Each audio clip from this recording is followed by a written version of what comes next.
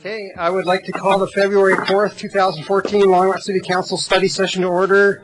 Could we please start with the roll call? Mayor Coombs? Here. Council members Bagley? Here. Christensen? Here. Finley? Here. Levison? Here. Moore? Here. Santos? Here. Mayor Yibaquorum? All right, let's stand for Pledge of Allegiance. I pledge allegiance to the flag of the United States of America and to the republic for which it stands, one nation, under God, indivisible, with liberty and justice for all.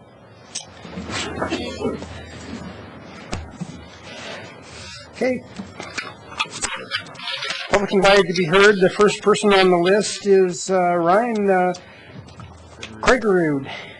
And please come down and state your name and address for the record, please.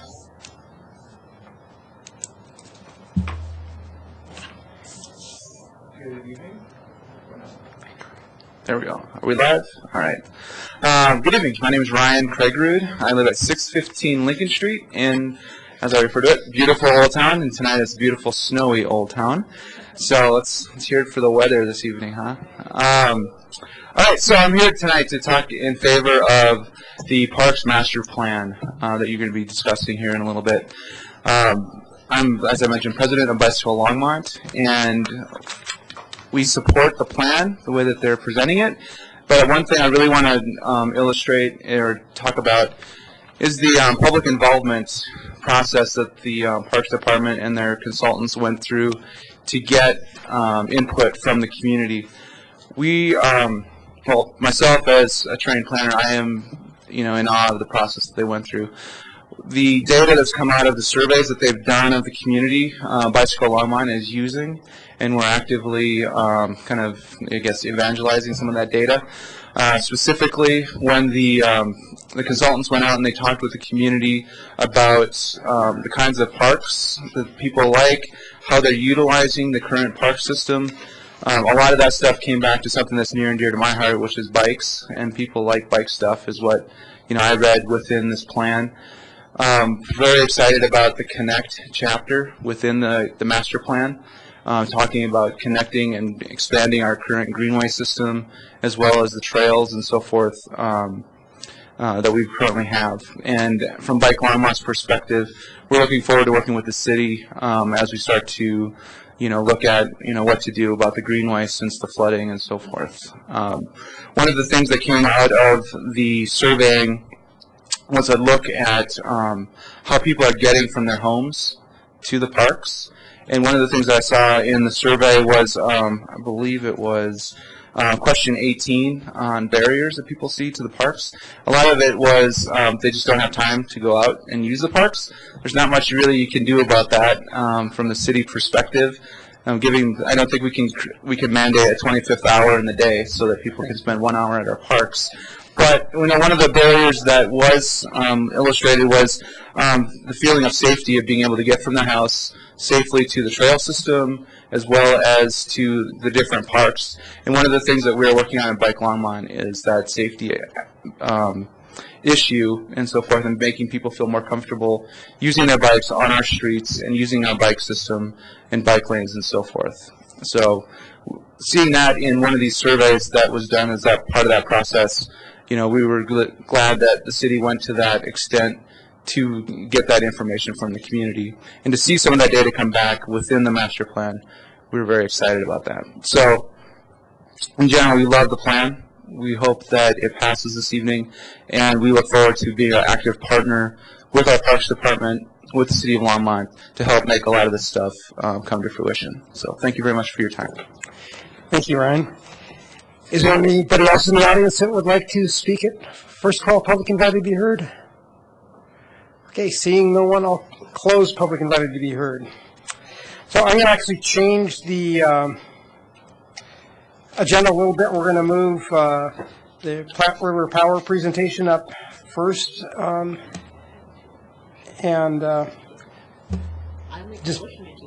you want to make a motion? Yep. Okay. Well, we can do general. I'd move we just switch the order as the mayor suggested. All right. So let's vote.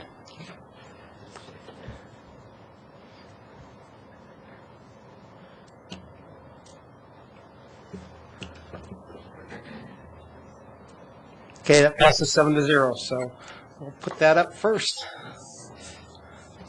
So Tom, do you want to introduce your guests? I certainly do. Thank you, Mayor. Thank you for doing that so we can get our guests back home to Fort Collins before the weather gets any worse tonight. Good evening, Mayor Combs, members of council. I'm Tom Roniotis, Director of Power and Communications, and tonight it's my pleasure to introduce Jackie Sargent, who's Platte River Power Authority's General Manager. Jackie's been the General Manager of Platte River since August of 2012, and prior to that, Jackie was the Vice President of Power Supply and Marketing Operations at Austin Energy, and before that, she worked as the Vice President of Power Supply and Renewables Integration for Black Hills Corporation. So Jackie brings a real strong background, and she's putting that to good use as she works with the Platte River Power Authority Board of Directors and its staff to move what we all know is an excellent organization to the next level. Jackie's going to start off tonight providing sort of a general overview of Platte River Power Authority, which will be a refresher for some of you. And then she's going to move into some detail regarding the development of Platte River Power Authority's strategic plan. So without further ado, here's Jackie Sargent.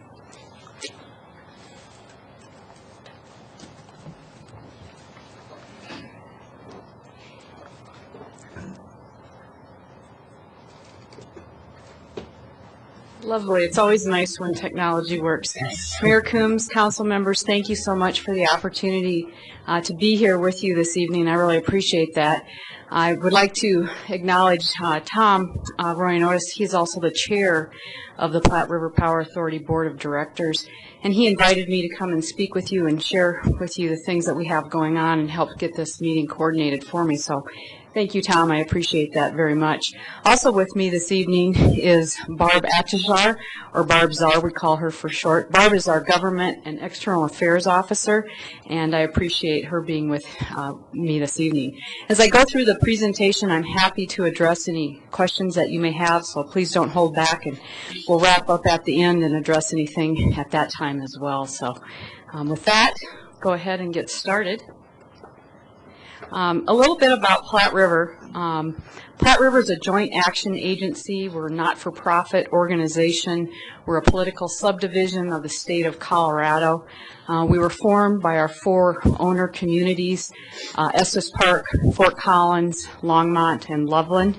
The reason that Platte River was formed was because the city's growth was exceeding what they had for electricity supply from their federal hydropower allocations, and new generation needed to be built in a delivery system or transmission system to get that to the cities constructed.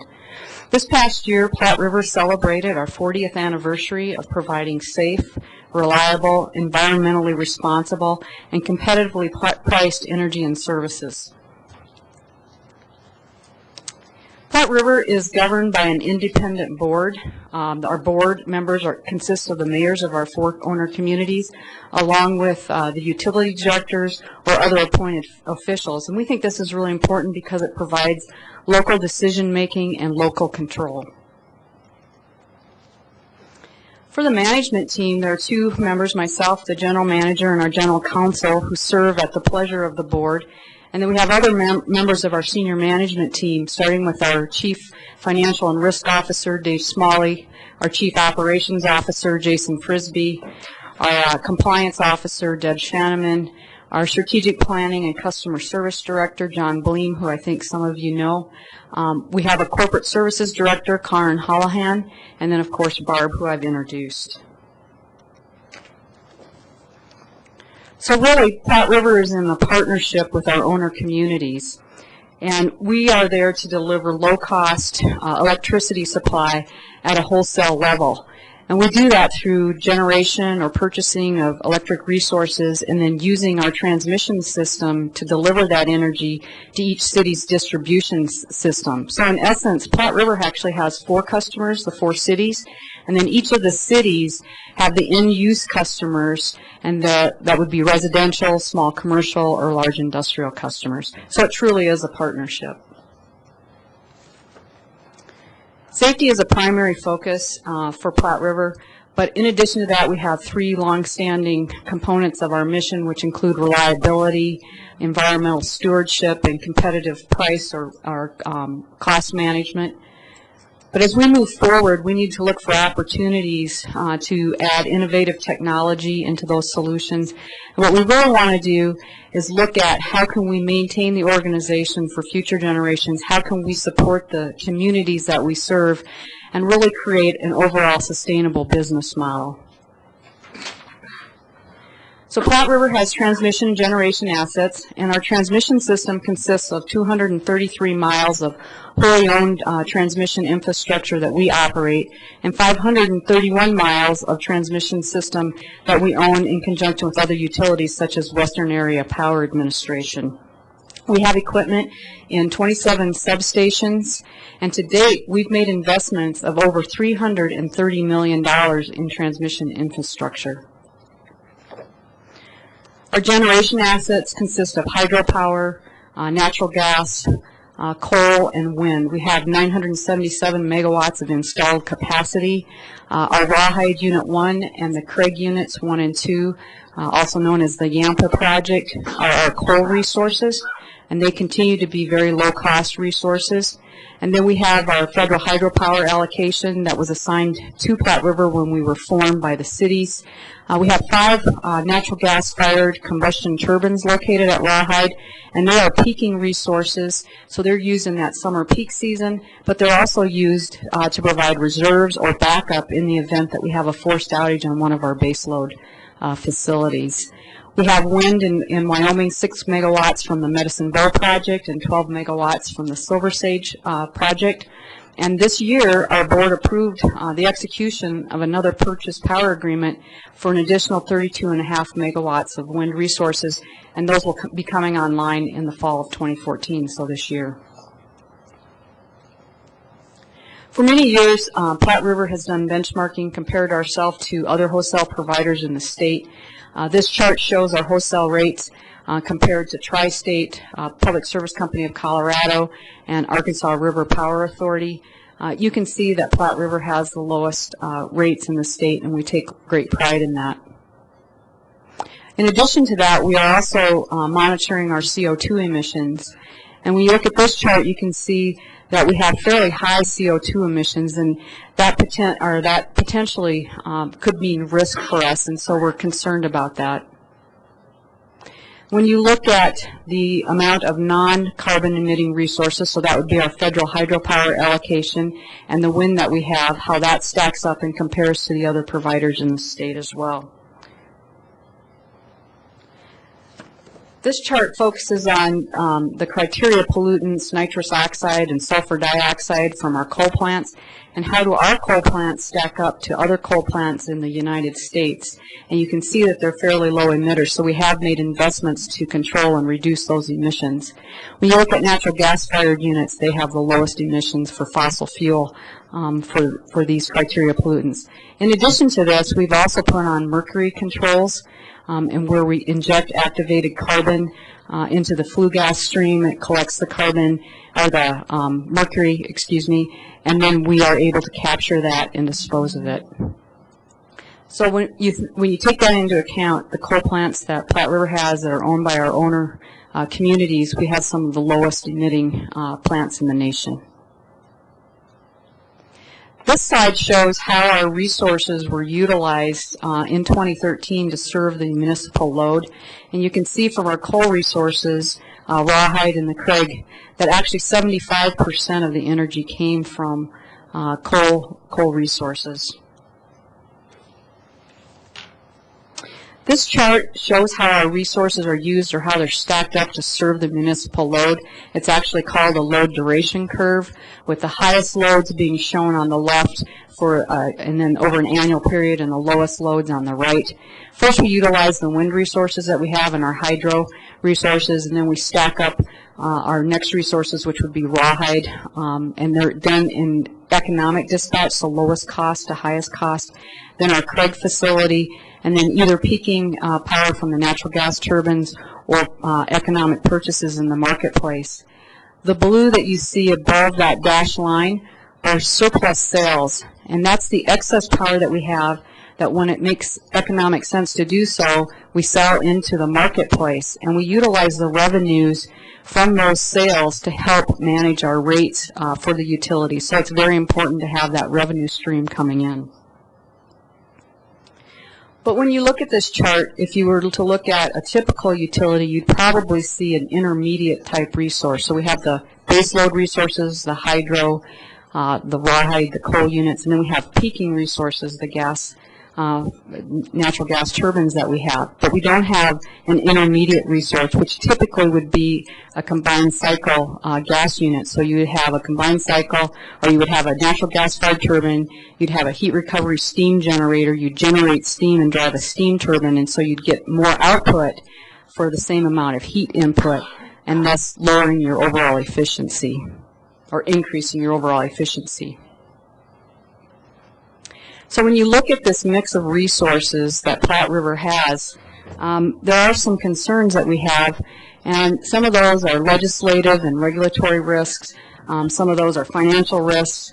We have limited resource flexibility in our ability to regulate variable energy resources. And then there's a potential conflict of what our consumers, or our customers, your customers, want with regard to the resources that we have in our mix. So this last year, starting in December of 2012, we embarked on a strategic planning process.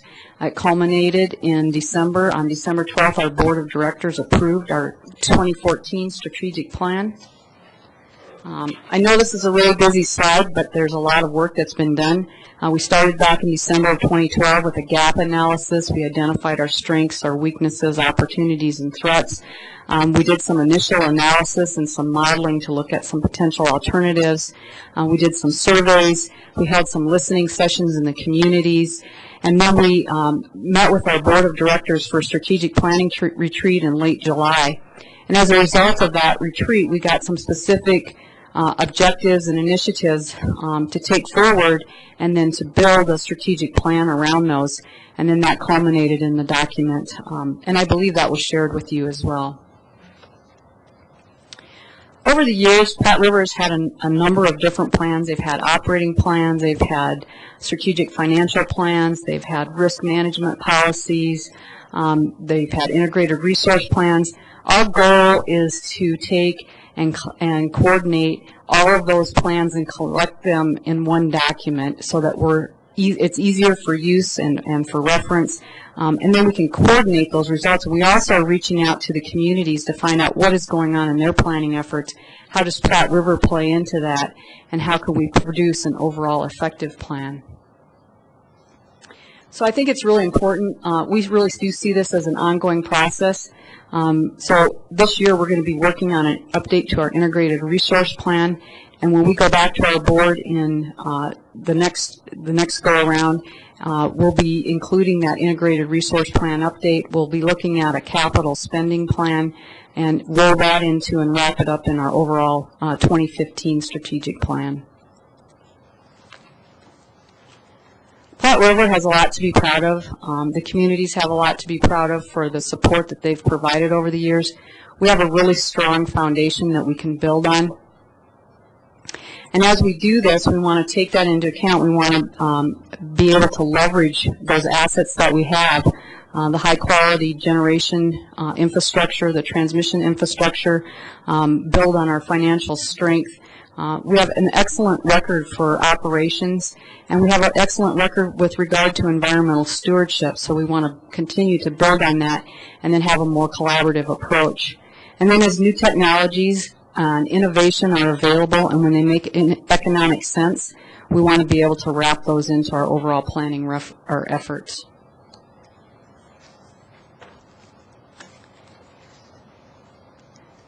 Oops. So we've had some long-standing initiatives and goals: safety, financial stability, employee engagement, customer service, operational excellence, and compliance assurance. So out of our strategic plan, we also added initiatives for diversifying our energy supply portfolio, improving collaboration and communications, and integrating technological innovation and sustainability. One of the things that we've done this year, too, is that we've worked with all the division and the division managers and their employees to establish work plans for all employees in the organization so that they can see how the efforts and the things that they do tie into this overall vision and to our strategic plan, so they can feel and see how they're connected and why what they do is important for us to achieve our overall goals. So there's a number of factors we've had to weigh managing lowest rates with lowest and our least environmental impact, so there's kind of a balancing game that goes on. But there's a lot of other influencing factors, and as time has gone on, there are more things. Renewable energy standards, new markets, regional partnerships, fuel trends, customer interests, and all of those sorts of things. So would those play into this as well? It's not just a balancing a game between least cost and environmental impact. We look at it as overall risk management. This is good business sense. This makes sense for the long run. What are we going to do so that we can ensure that we're managing the assets that have been entrusted to us by the 4 cities? And how do we do that and have some strategy in place so that we're not reacting to something after the fact, but that we're doing things in the forefront and leading up to better decision making? It's much like an asset manager who has an investment portfolio. We don't want to have all our eggs in one basket. We want to have broader diversification. And when we looked at those numbers of 75% of our energy supply going to the municipalities coming from coal resources, and the unknowns of what's going to happen with regard to regulations by the EPA for greenhouse gas emissions from existing power plants, or what would happen if there was a potential carbon tax that was implemented, those would be huge rate impacts. And so what we want to do for this strategy is look at taking that perspective, managing a business, and doing that from an overall risk perspective. So this is our preliminary planning schedule. We have a lot of work to do. We started with the approval of our strategic plan, or the development of that. And so this next year, what we're really going to be doing is working on an update to our integrated resource plan, and then coming back to our board with some alternatives for future resource scenarios. And then a year from now, when we do present that to our board, we'll have the information that goes along with, well, what are the rate impacts? That's one of the things that Platte River takes very seriously, is our fiduciary responsibility and fiscal responsibility, and what that means in terms of balancing costs with impact. Some recent activity, one of the things that we've done is we actually did close a transaction and sold the Medicine Bow Wind Project to a firm who has the capability of implementing some new technology on those facilities and extending the life. From our planning horizon, we were looking at those units being taken out of service in 2018, and now we expect to get another 20 to 30-year life out of those. And now we have a purchase power agreement, so we no longer have the risk associated with owning and operating those facilities at a remote site in Wyoming. So if this company is not able to perform, Platte River has no obligation. So if they don't produce the wind energy, then we don't pay them. They don't make their revenues that they need to support the project. So they are highly incented to make this work. And also, they want to be able to take this and deploy this on other wind farms that are reaching their end of useful life. We've implemented a number of programs on our energy efficiency side. We had record participation and energy savings in 2013. There's a new program where the cities, all 4 cities, have come together and collaborated on Efficiency Works. So now that's branded under one program. And then we've also looked at how can we do a region-wide energy demand response program, so that if there's capabilities of doing some peak shaving here in Longmont or in Fort Collins or Estes Park, or Loveland that we can take and we can coordinate that and have an overall collaborative response so that we can manage from a system perspective, and that helps and would provide savings for all of the communities. So we're looking forward to that. And then we're evaluating some other services, initial focus on distributed solar. Right now, electric vehicles, there's an opportunity for a grant, so we're submitting for that so that we can get some public charging stations at our headquarter facilities. At the same time, with approval of our plan and our budget this past year, we're adding some staff so that we have resources so that we can do analysis and modeling internally. I said before that strategic planning is never done. We see this as being an ongoing process, and we will be doing and updating plans over time. We're also getting some modeling tools and some systems that we can use so that we can do those models in-house, and we're not paying consultants to do that. And then we've started and embarked on our 2014 Integrated Resource Plan, or IRP. So with that, I think there's some key takeaways that I'd like you to take from this. This is just a starting point. As I've told my staff over and over and the board members, strategic planning is never done. But we have this really strong foundation to build on, so we're in a really good place. There's not something that we have to do immediately or today. We're going to continue to have a focus on our core mission, but we'll embrace new initiatives when they make sense. So, like I said, the focus this year is on updating that integrated resource plan and bringing that to our board. And I want to thank you for the opportunity to be here, and I'm certainly happy to answer any questions that you may have.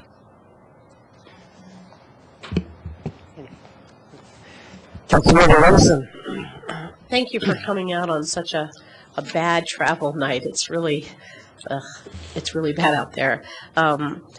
Just a couple of things. First of all, I found the whole way that you put together the plan very good and very informative. I learned a lot of stuff from reading it. Couple of things on the section of the plan when you're doing your SWOT analysis. And one of the weaknesses the staff noted was relationships with cities at a policy level. I think that all your different city councils would be interested in finding ways that we can collaborate on policy issues. And one specifically that you called out is something the city of Longmont has been advocating for, is to keep that tax exemption for muni bonds. And that was called out in your risk analysis.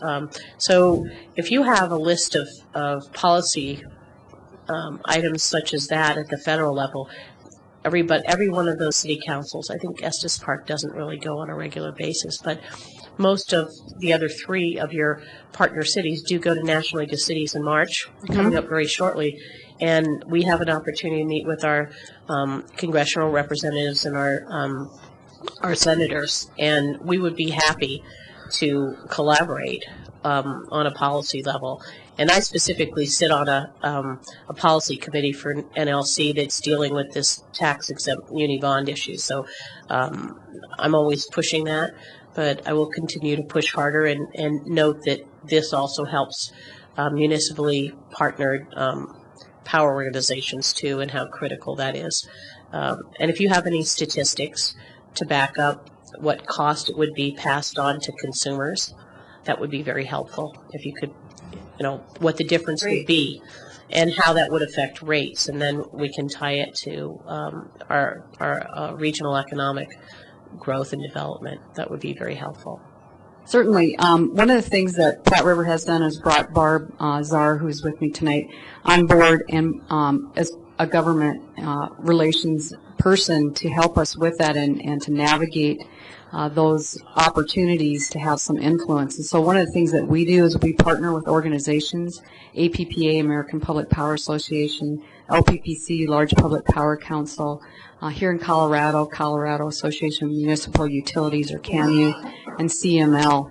And we do that, and then Barb has been reaching out to the government affairs staffs for the cities, and she's actually had some joint meetings so that we could have some of that collaboration. And so if we'll get with Tom on the appropriate process for helping to get some of that information that is out there and available, publicly available, disseminated for council members like yourself to use. So thank you for asking.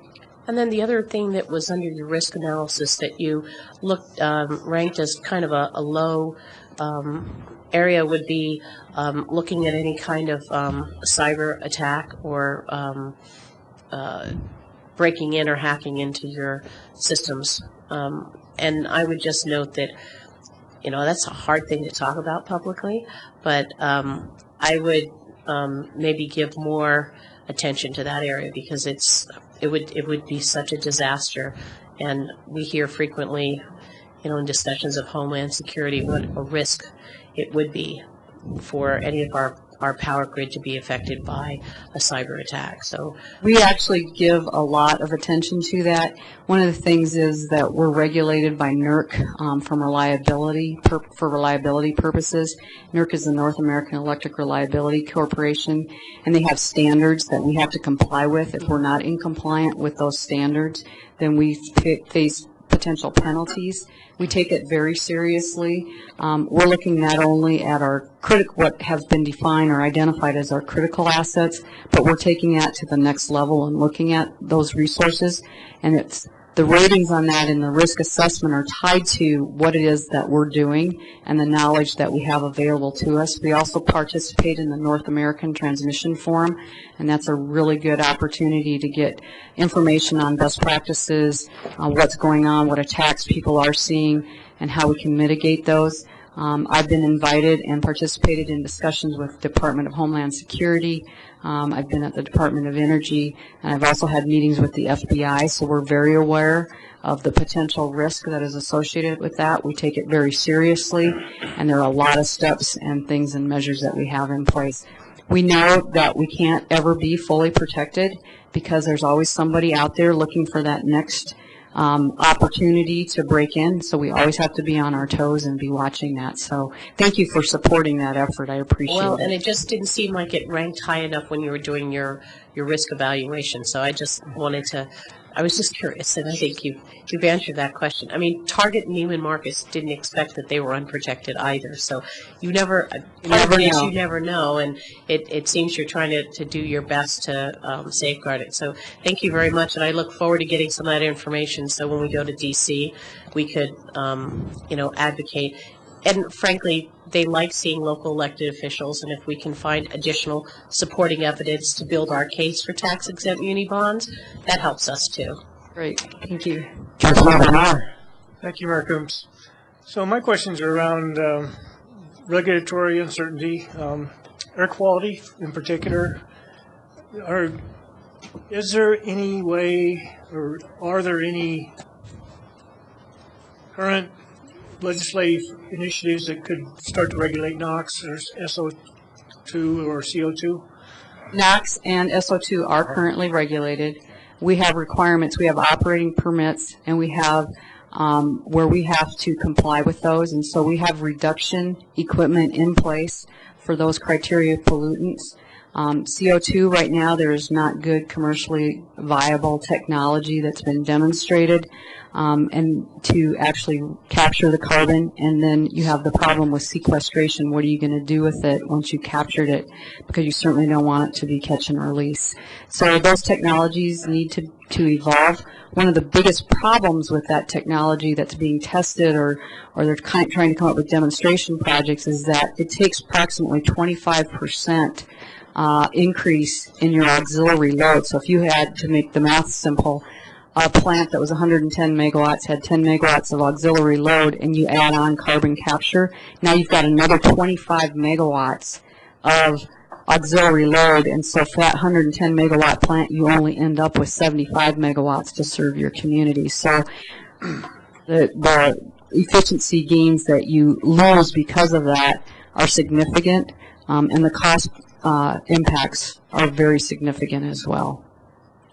Okay, my second question would be on our obligations for any power sales that are out financing our current systems, and whether or not we have sufficient peaking power if there was to be some large industrial users come into play that have unpredictable power usage.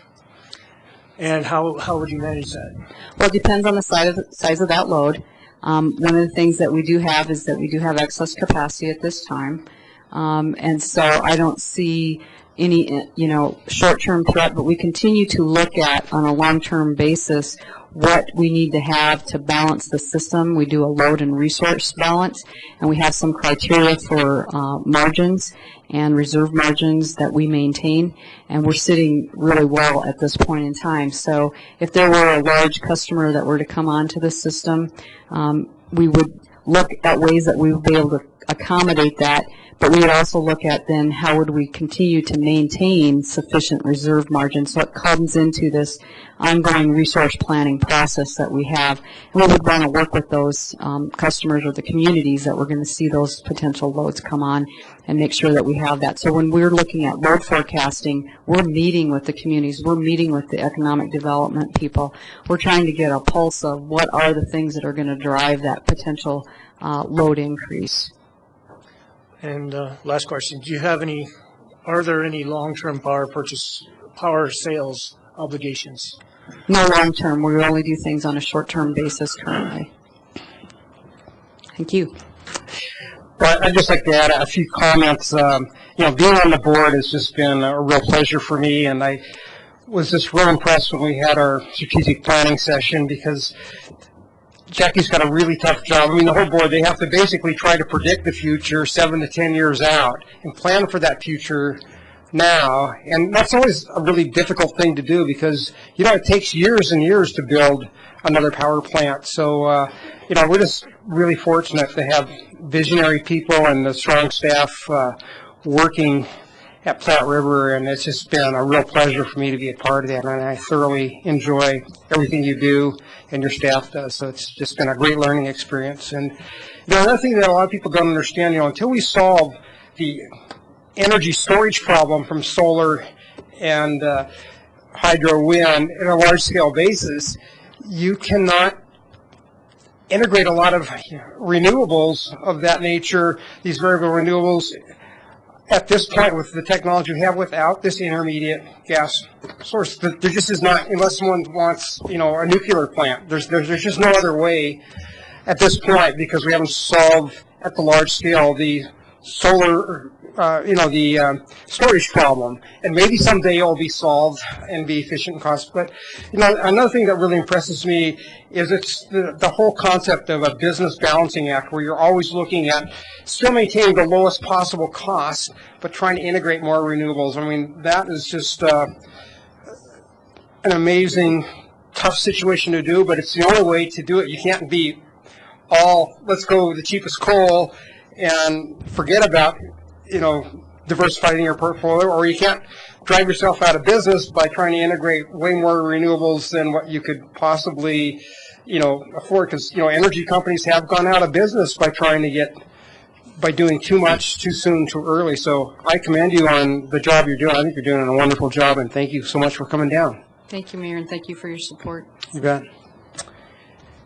Any other questions? So, Councilmember Bagley. Thank you, Mayor Coombs. Just very briefly. First of all, if I ever write a novel, I'm telling you right now, I'm stealing your name.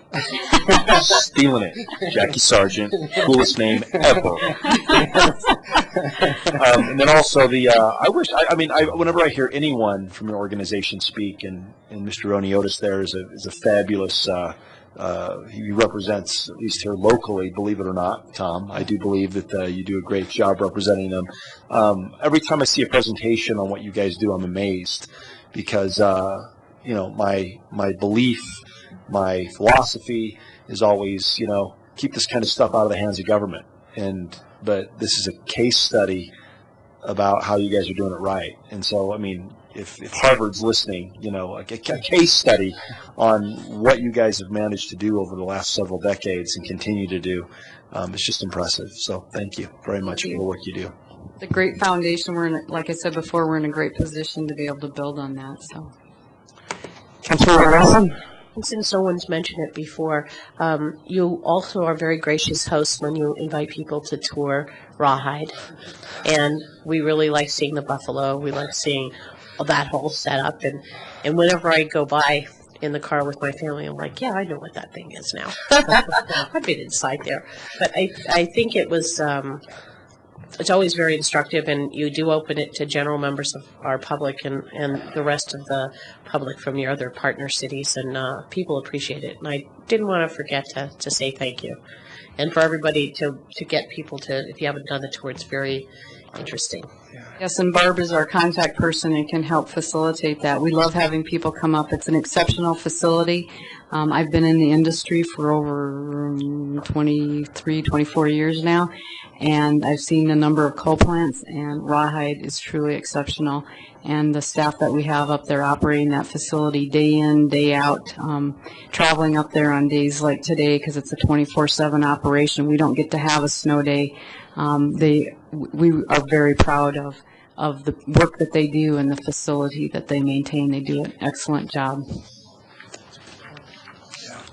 Well, thank you again for coming down, and I hope you have a safe travels back. Thank you.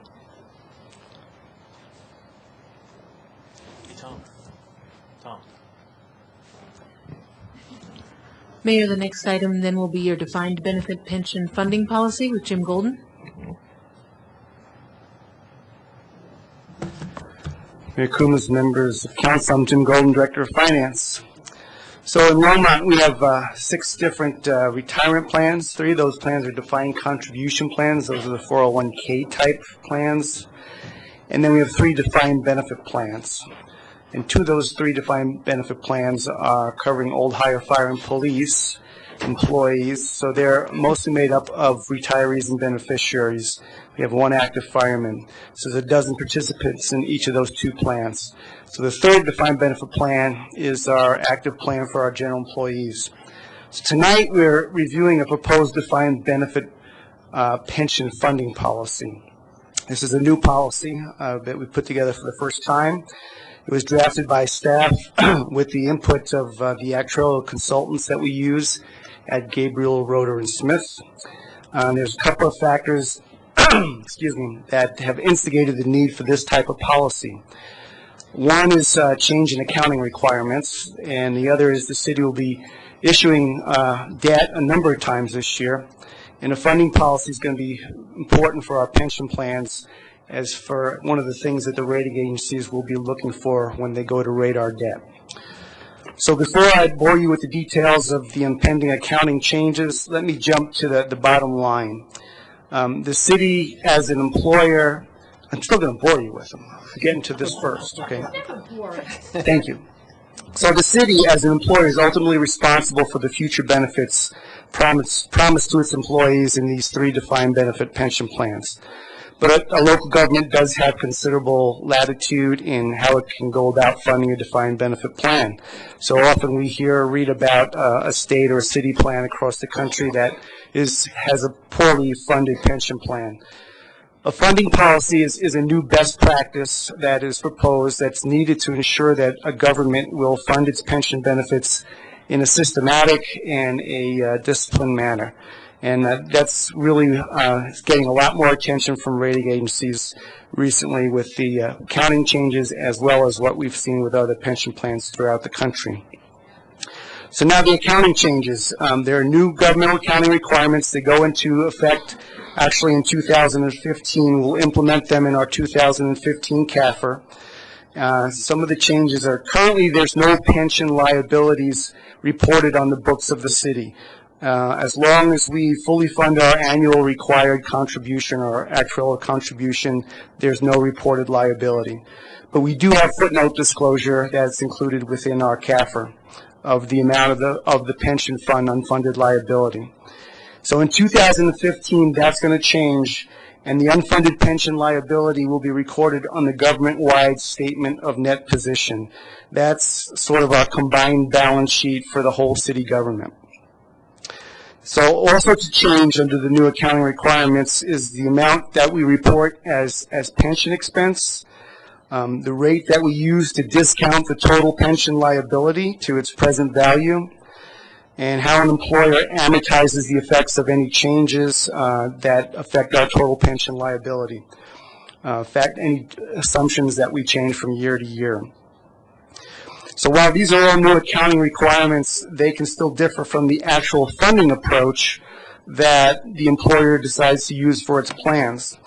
So as a result, beginning in 2015, there's going to be two separate reports or sets of numbers that we receive from our actuaries. So one's going to be the traditional actuary report that deals with our funding approach, and then the other is going to be the accounting report that's going to give us the data that the city is required to report in its CAFR under the new GASB requirements.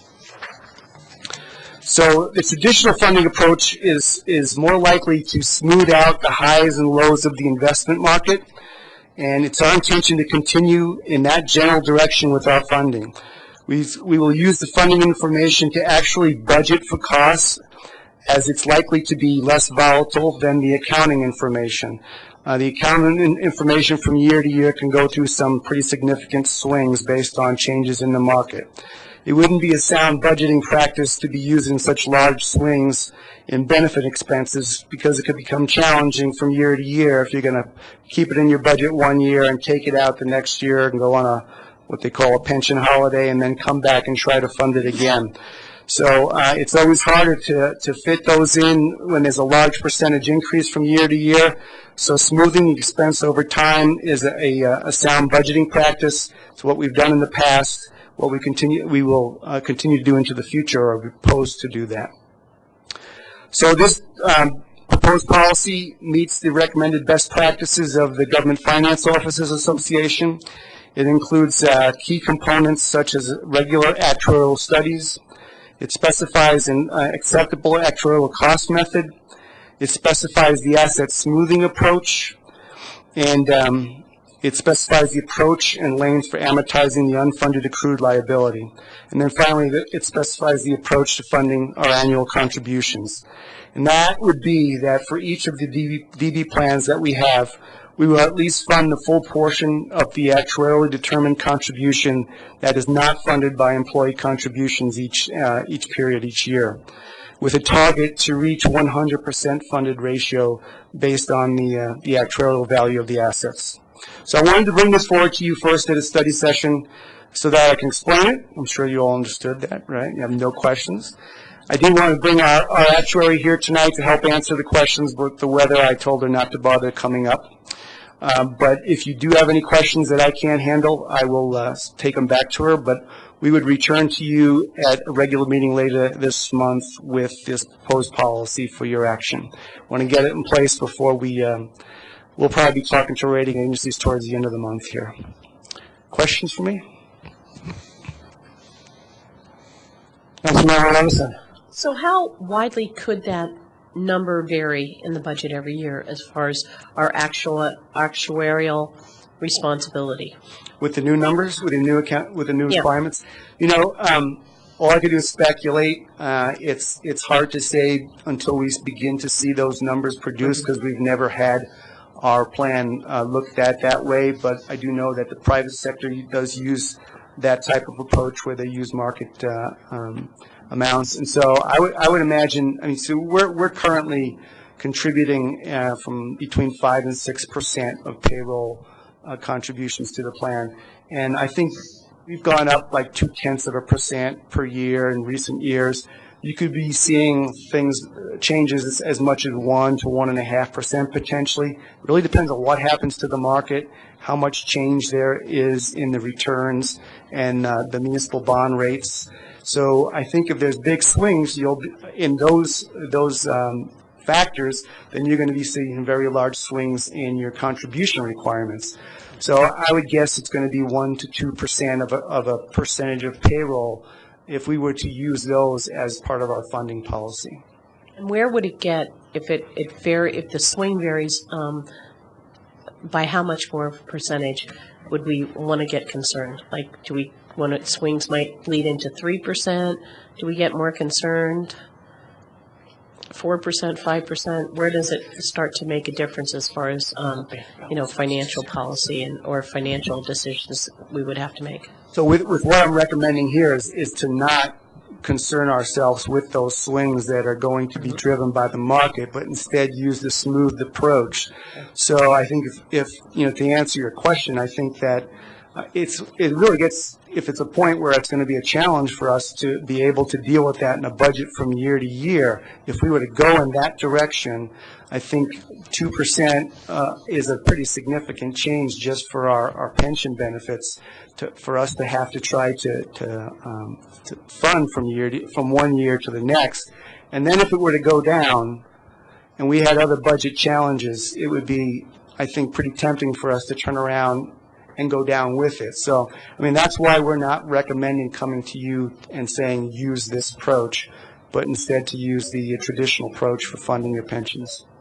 And what difference will it make when old hire fire and old hire police pension plans are when all the people in those plans are not being served anymore? That's a nice way of putting it. So that's costing us $100,000 a year now, beginning in 2014. We lowered that from $200,000 a year. So that's our cost differential if that goes away. Okay. So. Thank you. Councilmember Moore. Thank you, Mayor Combs. The term I'm not familiar. I'm sure it's an acronym. What's CAFR? It's the Comprehensive Annual Financial Report, so that's what the city's annual financial report is each year. And are we anticipating any type of silver tsunami hitting this pension fund in the next 10 years or so? I think the silver tsunami has already started to hit our pension fund, and I think that I think probably we've looked at numbers where as much as 20% of our workforce is eligible to retire from the city.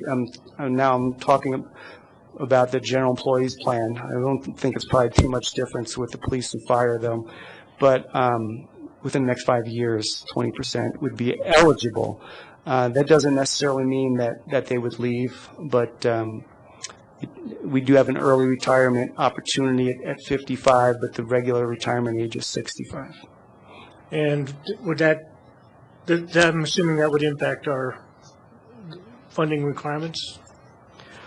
Well, that's always taken into consideration. So the change in the demographic for the plan they track the ages and salaries of the individuals from year to year. And so it's already considered that they would retire, and it presumes that it would retire at their eligible age of retirement. So it's already built into our cost currently. All right, thank you. Thank you. Councilmember Bailey. Thank you, Mayor Combs. Just a couple questions. I don't know why I'm so tired tonight. It's not even close to 11. The first question is, what is the current unfunded liability? So offhand, I'm going to just give you about $8 million, I believe, is what it is in our general employees retirement plan currently. What percentage of it is It's 92% funded currently is where the plan is. $1 million per percentage. And then you mentioned the discount rate. What discount rate do we use to get present value, and why? So we use the assumed return on our investments, which has been 7.5% for years, and we use a 7.5% discount rate as well. And that is the return over the last 20 years or so has averaged 7.5%. Close to dipping in recent years or after the last 3 or 4 years ago, but in the last couple of years we've brought that back up. All right, so basically, okay, that makes sense. Thanks. All right, I don't see any other questions. Thank you, Jim. Thank you very much. Okay, do you want to take a 5-minute break before we do the last topic? Yes. Take a 5-minute. Something with pizza.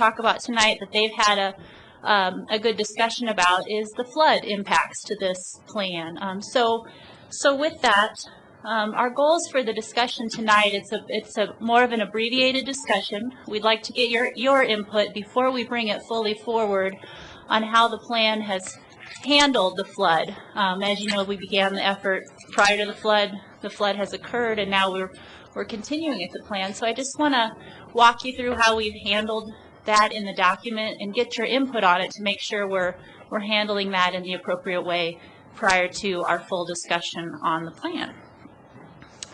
So again, that's one of the goals, and then we'll also touch on the timeline for review and acceptance of the plan, and then see if you have any initial questions or comments. So real quickly, the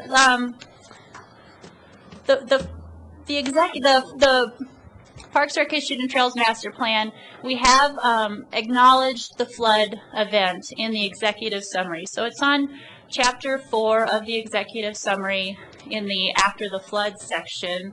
And basically that section, it summarizes the flood damages. So it talks about both greenways, kind of the percentage of the trails that were impacted in those greenways, the bridges, and it also lists the impacts to the parks. It also explains, you know, really the intention is to rebuild those elements of the system, and that, you know, it also identifies the date of this plan's inventory. So this plan's inventory was done August through October of 2012. It's kind of a point in time that the inventory was taken. This plan's really the vision for the system. So that chapter 2 in the plan is really the inventory that was taken that this plan then builds upon and talks about the community's vision for the system. So that's really the approach that the plan's taken so far. We did have to make some alterations throughout the plan to make sure that some of those projects that were funded, that are on hold, still are represented in the plan. So there's been some of that throughout the plan, but overall, talks about the intention to rebuild and go from there. So in the discussion with the Parks and Recreation Advisory Board, really, you know, several options have come up in how to address this in the plan. One option is to leave the plan as it's currently written, acknowledge that, you know, the inventory is taken as a point in time, and these plans are fluid documents. They're continuously evolving and building.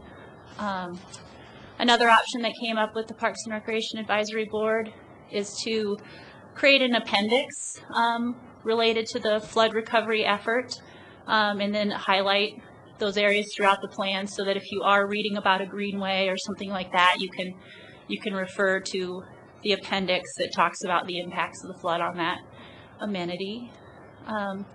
Another option that was discussed was to create a flood recovery plan as a separate document. It really is a kind of a separate effort so that it doesn't specifically impact this planning document. And then really the other end of it would be to make those edits throughout the plan. I think that probably would need more discussion about timeline, because if you make those kinds of revisions throughout this type of a plan, those flood recovery efforts are ongoing. So, you know, week after week, those things would change. So that's one of the drawbacks of that, but that would be kind of a timing issue kind of thing. So those are some of the options that we threw out there, but before we move on to the timeline for acceptance discussion, I wanted to take some time to get your thoughts on how best you think that the flood impact should be represented in the plan, and if you think it's been handled appropriately in the document as it is now. Councilmember Santos. Thank you, Mayor. Kind of thought about this when I was reading the master plan. You know, we do note it that the flood occurred, but looking at these four options, I'm kind of like the flood recovery plan. I like it to leave it as written, but have a separate plan. but noted it somewhere. Have it noted in here that the flood occurred, but there's also another plan to the rebuilding plan, the recovery plan. These items were affected, as it does show in the executive summary on that page. And please reference the flood recovery plan in a separate document. That way, this continues, and this other plan can be built. And I don't know how PRAB is. Rick, have they? Yeah, I'm looking at Rick to see if they've actually considered that or what have you. Have you gotten a sense, Kathy, whether they? Yeah, that was one of the considerations, and they haven't gotten to an ultimate recommendation. I think they need to have more discussion before they come together as a board, but that was one of the options that was discussed. I think that's probably a little bit more appropriate than having more appendi added to this document. Just have a separate document that just goes with it. So that's just a thought. Councilmember Bagley. Thank you, Mayor Combs. This is kind of my fault. I'm on the board I'm the liaison for the Parks and Rec Board, and so during our last meeting, as I was listening to the discussion, it was apparent to me, which doesn't mean I'm right, but it was my opinion as I heard people talk, both from staff and the Parks and Rec Board, that there were things noted in there that were pre-flood. And the comment was made, I got the impression that about 10% of what was in there was either inaccurate or question marks. And so, for example, there was a section, and there is a section in here about Kanemoto Park and the pool, and talks about how beautiful the pool is. Well, that's gone, and it's not coming back. Or you'll hear things like, in talking with Harold, I understand that we're going to rebuild the trails. And the only difference between the trails all being rebuilt and any changes are just maybe geographically shifting them a few feet. I didn't know that until I talked with the city manager and Dale Rademacher. But when you read the plan, my fear was I don't want to read it and then think that something's inaccurate. And I don't want to have to go to an appendix because then if 10% could be wrong, then 100% could be wrong. Therefore, either A, I'm disbelieving everything, or I'm checking everything in an appendix.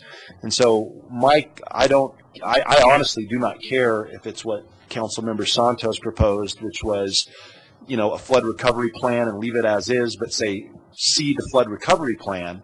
But my personal opinion is when I read the document, so we can provide, feedback, is that when I read it, I don't want to have inaccurate information. And it sounds, after talking with city staff, and in particular our city manager, it's a fairly easy fix to just go through and read it. And if something's wrong, Kanemoto Pool no longer exists. Trails, just a simple sentence in there saying, we're going to rebuild everything, and if it's not exactly as it was before, it will only differ as to A, B, and C. And if it's only 10% of it that's currently at issue, I don't think it would be a problem to make the appropriate changes so that it is current to today's conditions. And I also think it's a really good idea to have a flood recovery plan that I guess I would like it current, and then also a flood recovery plan that we can refer to so that we understand just exactly what's going on, so we then can advise staff, oh yeah, this is a good idea, or no, this is a bad idea. But one of that was my overall concern. And the second concern was, it dawned on me that the Parks and Rec Board are giving us the advice on what to do, but there was concern as a board that they didn't know what the plan was for the trails, or they didn't know what was going to happen with the pool, or they didn't know. And so if we're going to be getting advice from this board as to the direction the city needs to take, they need to know. And in order to know, I would say you should push back and ask them to be right, and then we can follow their advice. But if they don't know, they can't be right. If they can't be right, I can't be right. And therefore, I'm either not going to read it or read it and not understand that I'm getting correct information. So that's the background.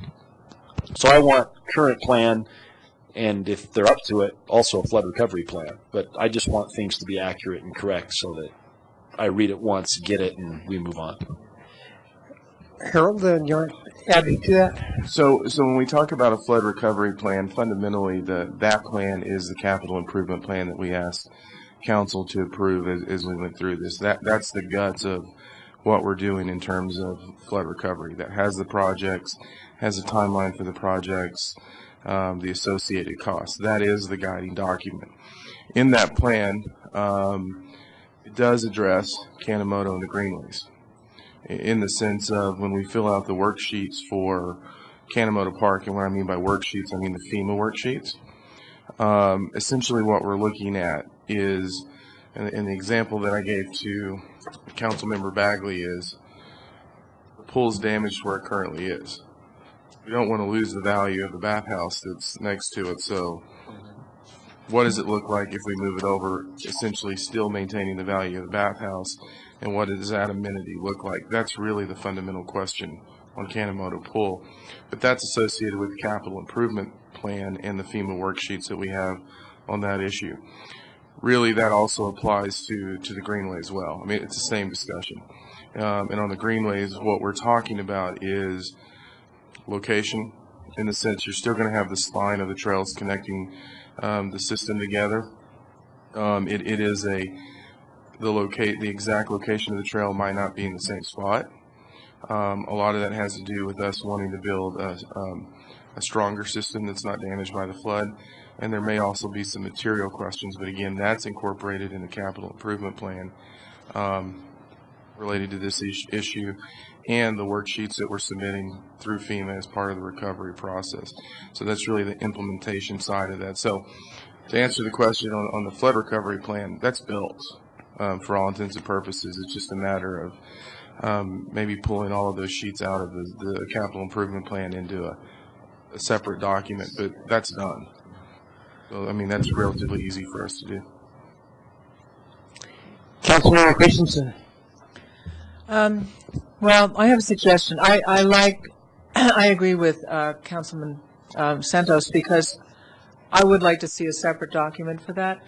But what I also see what Councilman Brian Bagley is saying, that you want to just read through this and not have to keep referencing. So, as somebody who produces and designs and edits documents for a living, what I would suggest is, what you might want to do is take anything that's changed, just keep the original document so you can see the process and the history of what you guys spent years working on, and then just highlight the things that have changed, and underneath that in red or something, or boldface or something, just say, as of such and such a date, because of the flood recovery thing, we are doing this. And you could either reference that in more distance or turn the flood recovery plan into more of an executive summary. And then the more detailed stuff would be part of the original document, additions, so they're actually in there and you don't have to flip back and forth.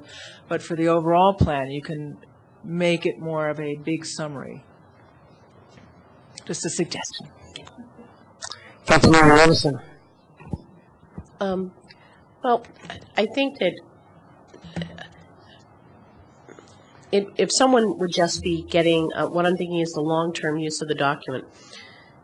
If a citizen finds it on the web and there's not some kind of footnoting and highlighting of the original document, there's a built-in expectation that the consultant lined up all the projects, evaluated what was important from the public input, and yet now, because of this catastrophe, the public input is almost turned upside down on its head. And the costs and the long-term recovery have been noted in parts when we're talking about, funding things, when they specifically were talking about in one of the appendices of the utility fee and the additional $2 put on until 2016. So I think that maybe the best way is kind of a hybrid approach. So on those lists of projects and those pages where we talk about adding additional capacity or doing park improvements, you could take that list of the ones that were highly affected, and then do a little box on the bottom with just a footnote and put a 1 for, or just put a 1 for everything, and 1 everywhere throughout the document means this park was affected. And you can have an appendix where all the ones that are number 1 refer to some part of a recovery plan, or this appendix, it makes an explanation, just like you have a whole appendices of definitions. So I would use maybe utilize footnotes per page, because then people will actually know as they're going along what's affected, and not have an unrealistic expectation that all these things will be fulfilled. There were a couple of really small editorial things that I found inconsistencies with, and I'll just point them out quickly. On page 54, I think it's 54 of the packet, there's a little pie chart. Yeah. And the pie chart has level 1 as the parks that are 24% in need of renewal. However, you describe level 1 in the wording as it says 34% of city parks. You've already picked yes, that up. thank you. We'll So get it's, that corrected. it's not only there, but somewhere further back, there's another notation written that refers to this pie chart in one of the appendices. And then there was one other thing, I think that, and then the other thing that I like in it is that Appendix E talks about the comp plan recommendations, and I'm just hoping that it's on page 171 of the packet, that we keep those somehow to the forefront when we're looking at what we need to do with the comp plan in the future. One other item which I found lacking in general, and I'm not sure this was ever addressed by the consultants, it never notes how many of the parks we already had a master plan for. Roosevelt Park, Kensington Park, Collier Park, all had a public master planning process, either by the city or by the individual neighborhoods, and none of those things were referred to in the report at all. And we spent a ton of money and a ton of public effort over many years with doing all that coalition building and visioning. And I was just disappointed that, none of those previous efforts. And the city really kind of kicked off doing that master plan for Roosevelt Park with doing some visioning many years ago. And so I was hoping that somehow you could incorporate, maybe again as a footnote when you talk about those old, because they are specifically identified as an old cluster of downtown parks, and maybe to include Kensington, and at least in a category talking about parks that already had a visioning plan. And I'd like to know whether or not the new vision meets with the one that everybody already has in their mind. And we haven't had any comparison of that. So just one quick request. Thanks. I'm shaking my head because that was a recommendation from the Parks and Recreation Advisory Board discussion so far as well. Councilmember Finley. Thank you, Mayor Coombs. Thank you for doing such great work and spending so much time. Prab also spent untold hours going over this stuff. It just amazes me that volunteers will spend that kind of time for their community. I think that's awesome. I like what Councilmember Christensen said in the way that she would like to see it handled. This is a snapshot. This was meant to be a snapshot. It's always going to be inaccurate in some way. But this big event does need to be noted because it will affect how we can fund things in the next 10 years. And so I agree with my fellow council member and look forward to the revisions. Councilmember Moore. Thank you, Mayor Coombs. I also agree with Councilmember Christensen's assessment of how we could footnote this, and because I think it's important to mark it as a point in time when we had this problem. And I think it also simplifies the process of getting through this and getting it back to council for approval, as opposed to doing a separate project. One other thing that I'd like to mention is that I think one reason that this is being such a big item of discussion is that I think that citizens are going to wonder what's happening with their $2 park fee that's going to sunset in 2016. So along with that, staff, I would ask that you actually put together some sort of a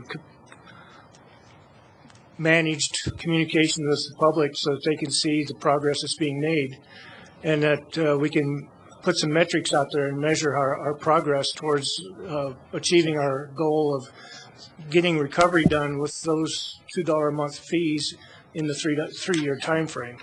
I think that's, personally, I think it's important to me to know that we are going to get this thing done on time, or maybe it's 4 years, but at least it would be out there and people would understand that. And it would also tie back into the master plan and say, okay, we've achieved this. This is done. We can put this off. We can check this little project off. Another question I had, though, is we're talking about aquatic facilities and Centennial. Correct me if I'm wrong, please.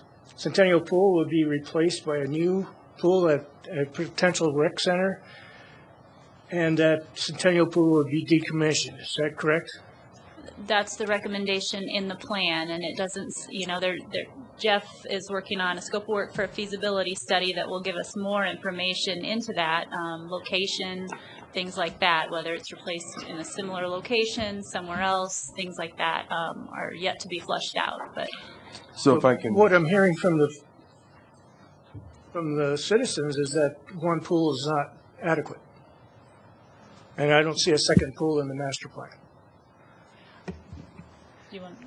A second competitive pool, I should say. Maybe I should qualify that. Right, yeah, there's different types of pool facilities recommended, but just...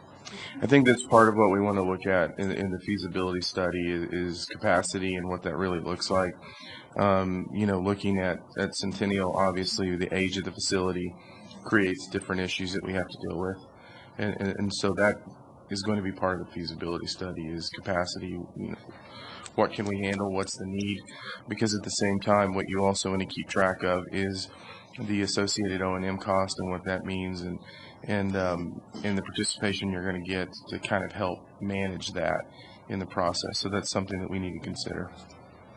One other piece of feedback I would have for you is the use of private parks for public access. I can tell you from my experience in our HOA, that would be a resounding no, primarily based on it's already got maximum use, and we already have problems with people that are not supposed to be using it without permission. Now, we do, if people ask, we let them use it, but I mean, it's a big deal. It's expensive to maintain, and it's a sense of ownership in our little community that that asset actually helps sell houses and has property value. If it's open to the public, I think that's going to be a detriment. And there actually are areas that are not even park areas that are noted on the plan as far as acreage also, just so you know. And with that, I guess I'm done. Thank you. Councilmember Santos. Thank you, Mayor. You haven't had a chance to weigh in on this topic that we're actually on, so. Well, I kind of agreed pretty strongly with what Polly said, that, this is a working document. We should flag it, that this is the state that it's in today, and it's dynamic, and going forward, we've got these flood issues to deal with. So I think, to me, the simplest thing to do is what we should do. I don't think we should make this as difficult as possible, but try to make it as simple as possible, and simple to understand, simple to edit. Simple is always the best, in my opinion. Well, and that was my original suggestion, is that just to add on, this was a snapshot in time before September 12th. And then to add on the flood aspect, to have the flood recovery, and as Harold said, if that is the CIP, to just make just another document and add those files to it. But as Councilmember Christensen said, just add another, as of this date on September 12th, in each of those sections, highlighted. Footnotes can be a little iffy sometimes. Just highlight it. this is what happened. Kennemetal Pool was destroyed. This is, if you need to look at what's going to happen, go to the flood recovery section or the workbook of that. And apparently Dale's going to. Just Mayor Combs and council, just a couple of thoughts. When you look at the flood, out of the entire park system, right, the two areas that were most impacted was Kennemetal Park and the Greenway, the St. Vrain Greenway. And on page 214, under the condition of the existing system on the Kennemetal activity pool, they notice that the pool was destroyed in the flood. They also say that the facility, a replacement aquatics facility, will be designed and built. So maybe what we need to do is bold that or something so it really jumps out at you. And maybe in this opening statement where we're trying to say that there was a flood, we should be specific. Let's say, and the St. Vrain Greenway was heavily damaged. And here is the plan for the rebuild of the St. Vrain Greenway. Here's how it's going to be funded. Here's the progress that's being made. Same thing on Kennemetal. I think if we do those two things, I think you will have the essence of here's what was damaged in the flood, here's how it is being funded, the timeline that we're doing it in, and that component of the system, if you will, how it is going to be recovered back. I think if we do that, and then, to Councilmember Santos's idea of then we should assess the need for another document. If we need to go further on that, we can certainly do that. We can certainly do that as part of the CIP at any time. And maybe we need to do that broadly for all infrastructure that was damaged by the flood, not just parks. Maybe we do a City of Longmont flood recovery document that hits parks, hits water, hits everything. Well, and the thing is, when you get into the CIP, that is a very large document that, we get it. I get it on a PDF. And maybe we pull that out. Again, yeah, you need to pull it out so people can actually see. This is flood. This is the rest of the operations for the city. So people can actually understand and go, okay, this is what's going to be done here. As we do with the map. The map online is fantastic. You can actually go and see piece by piece, and they can actually go and see, okay, this is this piece here and that piece here, and this is what's going to cost. This is where the $2 is going to come in, Councilmember Moore, and this is how it's going to be fixed. So I think that's a great idea of highlighting that, because our community is very interested on the recovery overall from the flood. With tonight, what we're talking about is that park system recovery of the flood. Exactly. Just highlight what's in here, and if we can get that sections for the CIP. Yeah, and an important thing with this plan is the pieces that are easily updated, and then the body of the document, which may take longer to update. So we're trying to focus on that and make sure it stays relevant. The greenway is getting repaired as we, not as we speak with the weather, but yes, as we speak, and the trail mileages will continue to be put back. This really helps. I think it really helps reassure staff in the Parks and Recreation Advisory Board that we can make these kinds of accommodations and move forward with the plan. We just wanted to check in and make sure that you all felt that it was being handled correctly as well. I don't want to move on, though, if we're not ready, but okay. Councilmember Bagley? Thank you, Mayor Combs. And just to be clear, Councilmember Christensen's solution would satisfy my concerns. The problem is, and if you'll remember, ironically, we were in there and I said, if we do an appendix, there's only one person who's smart enough and disciplined enough to read that. And I said, that's Councilmember Levinson. and so I want to point out today that she corrected your math and knew all the details. So true to form. But I want to remind you, if we go that route, this is a family that killed Pluto. So you give her this kind of detail, bad things happen for communities. Yes, this whole solar system can be changed. No, in all seriousness, I think that would resolve my concern. And going to your comment, Dale, my whole point was if you come across something, it just shouldn't be in no conflicting information, whether it be in two different places in the document or two different realities. And so I think the idea of highlighting and then just putting it right there, so basically a lazy man's footnote, so to speak. And so that would resolve my concerns, and it would go from a 90% great document to angels would sing. Angels would sing. Thank you. Councilmember Lawson. Well, and it's funny, earlier when I was reading the executive summary, I did highlight something that is pertinent to what Councilmember Bagley pointed out.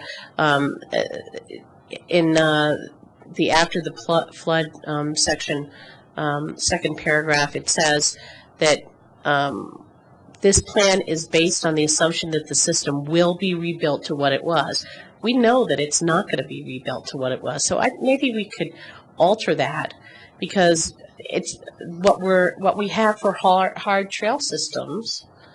You know, we know that we're going to look at other options, and what the inventory is. Again, my first point about the expectation of who reads this is that if they read about the flood, they're going to say, okay, so now, you know, we're going to have Kanemoto built to what it was.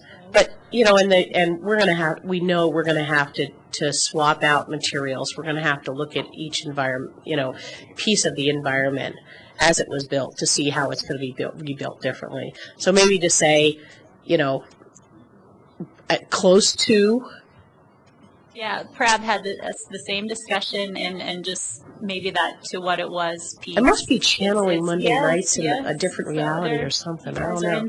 Yeah, so I mean, I highlighted that in my reading. Just so in I the just sentence after rebuilt and. Yeah, well, it's that second paragraph, second sentence. But one of the things we're going to have to be careful with too is matching the language associated with the FEMA worksheets and what that says. So we're going to have to watch those nuances a little bit as well. Definitely we'll look at it, but we get what you're saying, but we also have to balance the funding source too.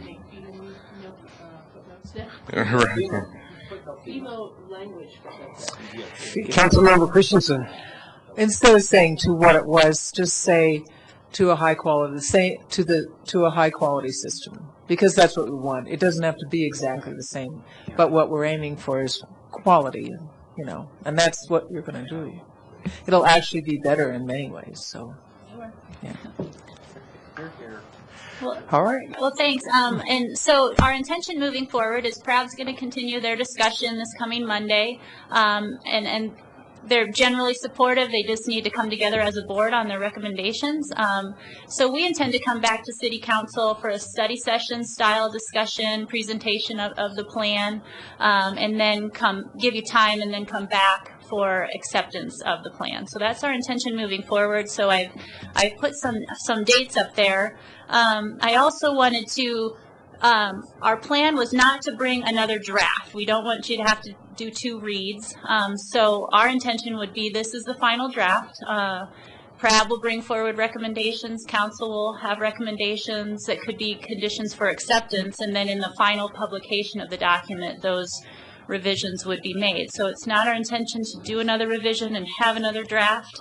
So I just wanted to make sure that that was appropriate moving forward. And that's all I had, unless you wanted to comment on that sort of a timeline. It brings us into April, as you can see. So, okay. Looks good to me.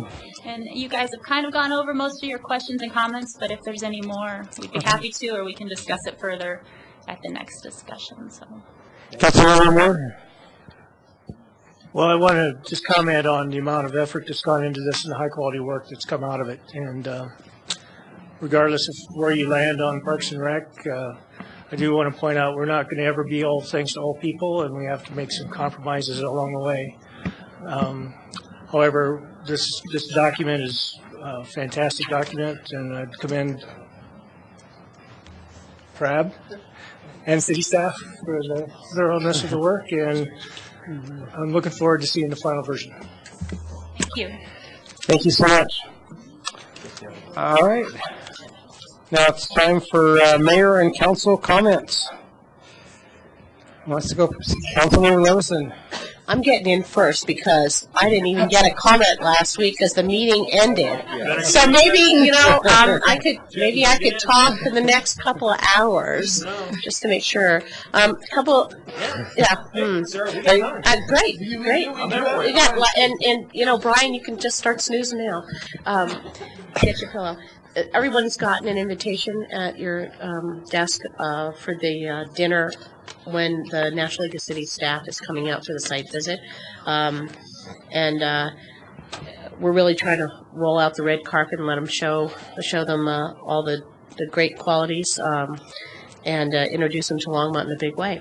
And hopefully we'll make a good impression, because there could be the fact that there will be 4 statewide summits on this issue, and Colorado has a ability to be chosen one of those statewide summits on early childhood education. So if we can do it in Longmont, we can maybe say we could do it for the state for this issue coming up. So I welcome you to RSVP for that. And then also noting that Chinese New Year is coming up, the celebration at Silver Creek High School with APAL and the Silver Creek Leadership Academy on Saturday from 2 to 5. And I understand that 2 o'clock is really when things are going to start in a big way. I think the Dragon dancers are going to be there. The entertainment starts at 2, and that's the really fun times and food sampling and everything else. So I hope everybody puts that on their calendar, and I hope the weather improves. Councilmember Finley. Thank you, Mayor Coombs. That Chinese New Year sounds like a lot of fun. Maybe we could go to that. I just wanted to mention my business of the week. I'm going to make Cyclops Bike Cantina at 600 South Airport, my business of the week. It says here under their description they have tacos, tequila, craft beer, and a bike shop. A taco bike cantina. It sounds like a really cool place, too. Maybe I can go there and then go to the Chinese New Year. But I encourage everyone to try Cyclops Bike Cantina. And if you need your bones crushed, you go next door to the chiropractor. Anybody else? Well, I just want to say happy birthday to my daughter, who turned 29 today. So happy birthday, Allison, in Las Vegas. She's an amazing daughter. So, anyway, no. Seahawks comments. Thank you, Jeeps Toronto. Way to go, Mayor. Yeah, you're the one who forced them to lose. Well, at least my second most favorite team. I was rooting for the Broncos. I felt badly too, but city manager, any comments? I do have a couple of comments. One is to kind of go over the flood recovery information. It's going to tie into a quick review that Dale's going to go over in terms of an update. What I did want to say is we talk about the document that we're putting together. It is really easy for us to put together, because if you have a chance to look at the website and click on the projects, the information's there. It's just a matter of us pulling it together electronically into one location, which I think will be easier for folks to follow. I know that there's some folks, and I believe there was a question Monday about getting more specific information. In some ways, we are still going through a number of conversations with FEMA, National Highway, NRCS, in terms of all of these funding components. And so those pieces are still coming together. What I can say is that when you look at the number of worksheets turned in, I believe that Longmont has turned in the most. We've turned in the most worksheets. Thus far, we are I think the only location to have received a check thus far. Sandy? I think Lions got a little one. We got a little one. But we're still working through all of those issues. So this is still an ongoing process, and we're still working with the federal agencies. And I just wanted folks to know that. So while there's a desire to know more about what's happening on the federal side, we are still working through a lot of those issues as staff, and still attending a lot of meetings, trying to work all of this out and working with other jurisdictions. So we will be able to bring that information together, but there still will be pieces of that information that's not included, simply because we're still trying to work with our partners at the state and federal level. Dale's now going to give a brief overview of the flood recovery process as we're moving forward. Thanks, Harold. Mayor Combs and members of council, I'm Dale Rademacher, Director of Public Works and Natural Resources. Just a couple of things I want to bring to council and all of our viewing audience's attention. some of the really good work that the staff has done to redo the flood pages on our city website. So part of it is to try to get a graphic of, climbing that mountain of recovery. And actually, this particular graphic that we're looking at, you see that $152 million number. We've thought about that more, so you're going to see that actually change as we go forward, because out of that 152 million, about 90 million of it I call sort of going forward as protection, as opposed to recovery and repair. So recovery and repair is building things back that got damaged. That 90 million, which is really taking the St. Vrain River and protecting us in the future, is really sort of a different animal. It's a little different mountain to climb, if you will, and it's going to be a longer-term mountain to climb than the initial recovery. So we're going to change that up a little bit. I do want to show you, though, one of the maps, just as an example, that's out here.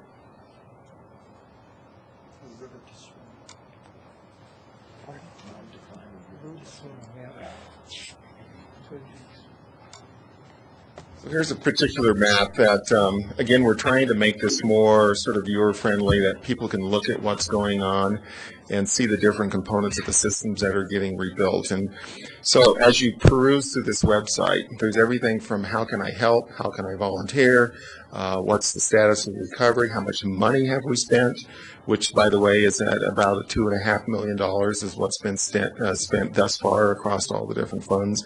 Bottom line is there's a lot of information that's out there on the website and that we're working hard to keep current. The other thing we're doing is putting up signage out along, in particular along the Greenway, that will inform people when they're out there about the recovery, how that's progressing, and also we're going to be putting up the new wayward signs so that if you're out trying to find your way around, which direction do I go to get from A to B? And so that work's underway. If we could just sort of get Mother Nature to cooperate a little bit and quit throwing so much snow at us. So I want to now sort of go to a spring runoff and talk about that a little bit. We are getting feedback of questions, and I would even say concern of folks in the community, in particular in those neighborhoods of the Greens and Champion Greens and the Valley and other areas that were really hit hard by the flood. They legitimately, frankly, want to know what should we expect between now and runoff. So let me bring that slide up real quick. So what we're looking at here, Google Maps has already updated, or I should say Google Earth has already updated their maps to be post-flood. And on this particular one, we're looking at North 75th, and I'm going to try to use the cursor if I can to draw your attention to the areas that we're going to be focusing on. So right up here, this is Hygiene Road to orient yourself. This is North 75th. Okay, during the height of the flood, the river went from about this point, right at the railroad of 75th, down to and south of the river. It's about a mile wide coming through there. So what the city did, this is private property up in here, and this is county open space, and this is the St. Vrain River through this corridor right here where all the trees are. So right up in this wide area is where there's been a significant breach of the river. Okay, that's where it's left its channel, and it is still out of its channel. It comes down through this pond and winds its way through this pond and then back underneath the bridge here at Hygiene Road. We want to keep it there for now, right? We do not want it to head east. The breach that occurred that sort of started the cascading effect is right here, and it's about 200 feet wide. That is one that the Corps of Engineers has worked with FEMA and Boulder County, and they've identified a repair of that breach. We are working hand in hand with the county on a technical basis, our engineering staff, and what we're seeing with the most recent topographic information that has come out is that the repair that even the Corps identified probably needs to be beefed up a little further. So the good news is we got better topographic information now that'll give us direction to work with FEMA and to get that breach repaired to a higher level. So think of that as sort of barrier number one. And so the county has the contractor hired. It's cap construction, and they are working on 3 different breaches, this being the one that is probably most crucial to the city of Longmont and our residents. The other next area is right in here. This is where Councilmember Bagley directed us. No, we breached Hygiene Road at this point. And what's there now is a couple 48-inch culverts. Suffice it to say, we learned that you need to breach the river there in the event that this repair doesn't hold. Okay? So in the worst case, this doesn't hold, we're going to then, whether we need to re-breach it or make sure that it is flowing. When we breached and made this breach back in, I think on September 13th and 14th, it stopped the flow of the water over North 75th Street. We were able to walk down a dry road within hours of doing that. So we know that this redirects the river back into a channel that was able to carry the flood when the river was still flowing very high as it was receding after the peak of the flood. If you guys remember back to September 13th and 14th, we still had a very big river coming through the city. Much bigger, I would say, than what spring runoff is going to be coming forward on any typical year. I can't stand here and guarantee it won't be bigger, but we're looking back in the data. The one that's even closest to this is 1995. For those of us that were here in 1995, we remember that as almost just a huge amount of rain and a huge amount of river. At that point, the river got to 1,900 CFS at Lyons. We're looking at a situation bigger than that to deal with spring of 2014, just to put it in sort of perspective. So if that, so step 2 is to make sure that that breach is reopened or open and functioning. And if we have to open it larger, we would open it larger. Okay, so the next phase is that we're going to move down here to Pella Ponds. The county has hired Ayers Engineering to do a redesign of this particular pond on Pella Ponds.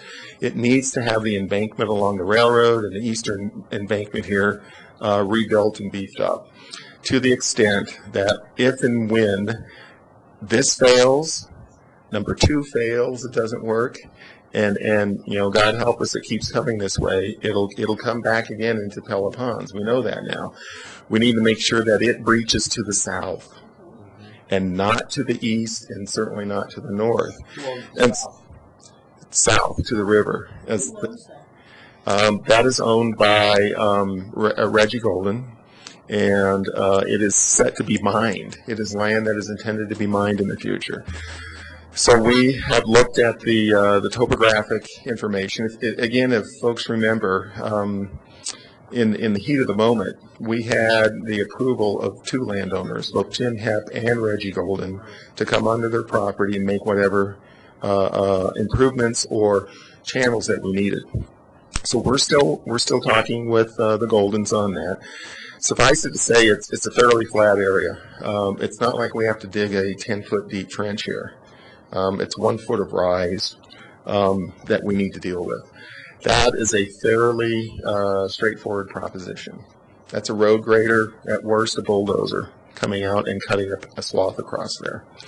So now we're down to sort of barrier number 3, okay? So we're not going to stop there. All of these fail, which I really don't think they're all going to fail, but we've got to convince people that we are not taking this lightly. So our next line of defense is Airport Road. And if you remember the photographs of the flood, the medians along well, first of all, there's just a huge amount of water flowing into those neighborhoods, right on Twin Peaks Circle, right into the Green subdivision. It looked like a river. But the medians along Airport Road were largely visible, even through the peak of the flood. At the very, very peak of the flood, they got overtopped. But up until that point, they were above water. And so we are running surveys up and down Airport Road. Those are done. We're now putting together a contingency plan that is likely going to link those medians with what I'm anticipating will be Jersey barriers, that we will work to pre-position. Because I think the other thing is we're only going to have 24 hours notice. We are not going to have weeks to respond to a peak on runoff. So I think everything we can pre-position, have ready to go, number one, gives a sense of security to folks, that we're not just talking, blowing smoke. We're working on that. So what I have the staff and the engineers working on right now is to tell me what height do I need in order to push the flow back down south, back down below 9th Avenue, and again back to the river. So think of all these things, to use a football term. We're doing blocking maneuvers, and we're blocking the river every chance we get, and doing everything we can to convince it to get back into its channel west of the city and underneath this bridge at Airport Road. Once we get into the city and come, the channel has sufficient capacity down from Airport Road down into the Hover Road area, and with Likens Gulch, we know that it will act very well as well to redirect the river back into its channel. Then we come to Hover Road, we go through the Rogers Grove area, and so right here at Sunset Street and at Isaac Walton Pond, what we have going on there is we have CH2 and Hill working with us to model the river at different flow rates so that we can see how it will perform at 500 CFS, at 1,000 CFS, at 2,500 CFS. So we know and will know, is there any work that we need to do, in particular at the Isaac Walton Pond, where it breached along this eastern boundary, okay? And so we're going to understand that as well, because that is the key area that breached that then impacted this Longmont Business Park area. And so again, it's going to be a blocking action to keep the river in its channel down to this point, through under the railroad, under Pratt. Once we get into this zone, the river was largely carrying its flow through here, except for the amount that had topped over and come through the business park. But again, we were flowing somewhere around 17,000 CFS. Frankly, a phenomenal amount of water. Spring runoff, a typical spring runoff. If Ken Houston were standing here, Ken would say, boy, a big runoff is 1,000 CFS, just to keep it in perspective. So that work is underway as well, so that we will have that information coming to us. So suffice it to say, we're working. We're gonna be meeting with the neighborhoods. I know John Clark is pulling together an agenda and a meeting location, trying to find a suitable place. Hopefully, we'll do it in a school in the vicinity of those neighborhoods where folks can get in there. We will bring the county with us as well to talk to them about what the county is doing. I think it might also be good to, if we can get a representative from the state to come in as well. I think these folks deserve as many answers as we can get, and provide that to them. I also think it's probably going to take more than just one meeting. I think we're going to have an initial meeting. We're going to lay out everything we know at the time, and I think we're going to need to come back and talk again. And explain sort of where we are and how this is moving along. But I think Harold used the term brief, so I'm probably not brief anymore. But if anybody has any other questions, that's where we're heading. That's what we're trying to work on. Those are sort of the highlights. We will be having a public meeting. I'm sure we can invite council to join us at that as well. So John indicated to me that he hopes to have that scheduled by the end of the week in terms of a date. As soon as he gets that done, we will notify council members.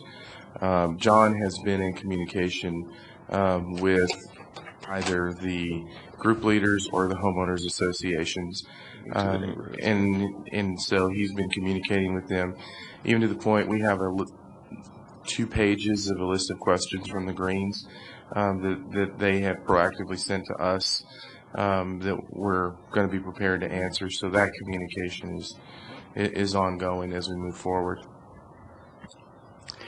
Well, not being a hydrologist, I do know water runs downhill, and it seems like all those blocking maneuvers, when you lay them out like that, make sense. And to me, the most important ones are the ones that are furthest out the town. Exactly. The ones.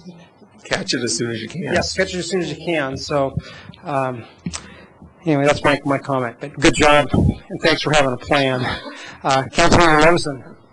Thank you, Mayor. There was a woman from Valley Subdivision at the last coffee with council that was very concerned. She wanted to know, do I put the drywall in my basement or don't I? Do I do my repairs? And so there is, and I don't know how good the reach is with the HOAs within the neighborhoods. And I think one of the things that could be effective is that if the HOAs want a printed newsletter. I know through Community Resources we always print the newsletter, but sometimes it's really difficult to get it distributed.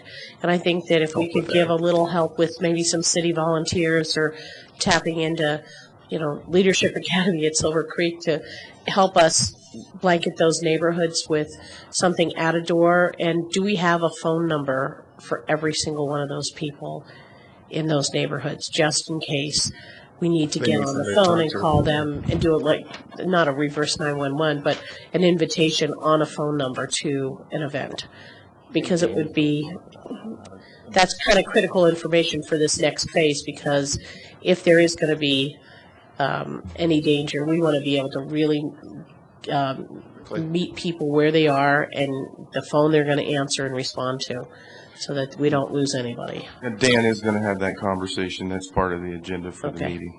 Great.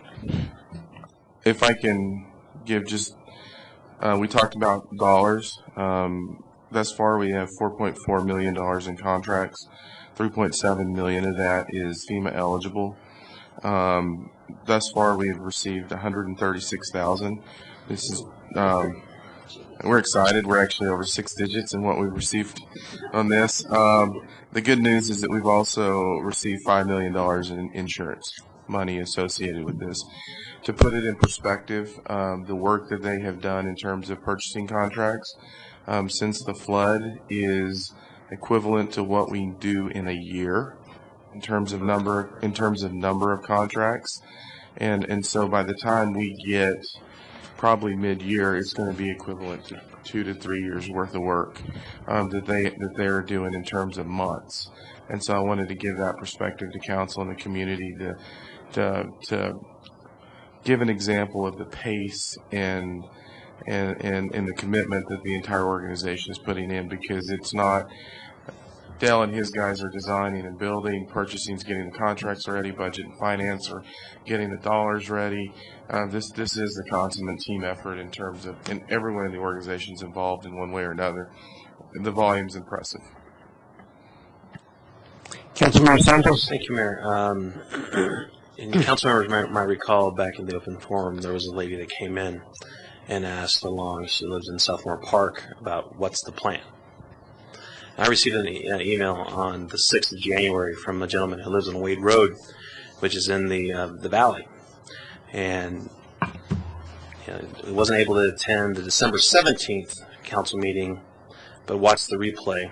And in that meeting, I expressed my concerns regarding the spring runoff, and he started questions. My concerns are, and these are his concerns: what's the plan? What's the basis of the plan? What's the credentials? And I sent these questions to Dale. I said, I need something. We need something to be able to respond to residents. Where there hasn't been a whole lot that we've been able to disseminate to everyone. And the next day, Dale was able to provide me some answers to the questions this gentleman had, and I sent them back out to him. And then I basically asked Harold and Dale. I said, what? We need to have neighborhood meetings, especially those in those neighborhoods that really were affected and hit hard. The Greens, the Valley, Champions, those folks, as Councilmember Levison said, do I put up the drywall? There are folks that are waiting and want to know, do I put up the drywall? I had a conversation with a business owner just the other day who lives in Wade Road, and said, I'm still waiting to whether or not I continue to finish my basement, because I don't know. I haven't heard anything. So, and to Councilmember Levison's point, and I asked Harold and Dale, I said, we have to basically hit every door, plaster anything possible to get people there. Because some folks don't read the newspaper. Some folks don't go to the website, our website. I mean, basically, I hate to use the term, but hit them with a brick to get their attention and say, this is the meeting you need to attend. Get their attention. This is the meeting we're going to have to get you there. This is what we have. This is the information that you're going to get, and we need you there to get you to understand what's going to happen, and here's the plan that you just laid out for us. And hopefully, Channel 8 will at least get that last part of this meeting, and just that part, so we can at least put it on Channel 8 and on the web, on YouTube, so we can send it to folks like this gentleman. I'm going to send him that link to the website and also that part of the video, and say, here you go. Here's the basically the blocking maneuvers we're going to do for spring runoff. It's not going to be as bad as hopefully not going to be as bad as the flood of 13, but here's the plan. And also here in the next month, or hopefully the next month, in March, here's the community meeting. Series of meetings. A series of meetings, but one specifically tailored to the Greens, champions in the Valley, and in Southmore Park. So, that's what I hope to accomplish. And thank you for doing it. Councilmember Christensen.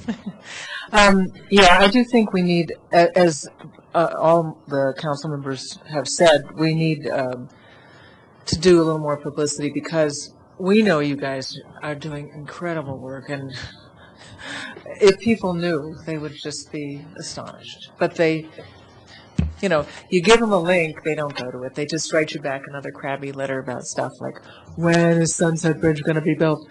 And you say, well, go to the website, because it actually tells you.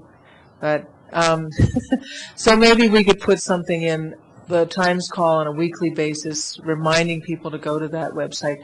Maybe we could put something in City Line, which maybe I'm the only person who reads it, but I always read it. I find it very entertaining. And by the way, so Sunset Bridge, because I keep getting this question, as do you. It looks like it's scheduled to be built on around October of 2014 and done by June, provided everything goes well. Is that right? Mayor Combs and Councilmember Christensen, that's correct. And we are getting close to. We will be coming back to you on that issue, because we are working closely with the county, as it's their bridge, but it's impacting our citizens. Yeah. And so it is a Longmont issue with an infrastructure owned by the county that's sort of getting tied up with the Federal Highway Authority. Yeah. And I was talking with the city manager today. I think we can only go a certain amount of time before we've got to throw this past. We got to do something. Right. We can't keep the dance going. So we're getting to that point of saying we got to move in order to stay on the schedule that we're lining up. As you explained, you have to fix the stuff further upstream, because there's no point fixing the stuff downstream that'll get washed out with this. Right. Yeah. Correct. So, thank you.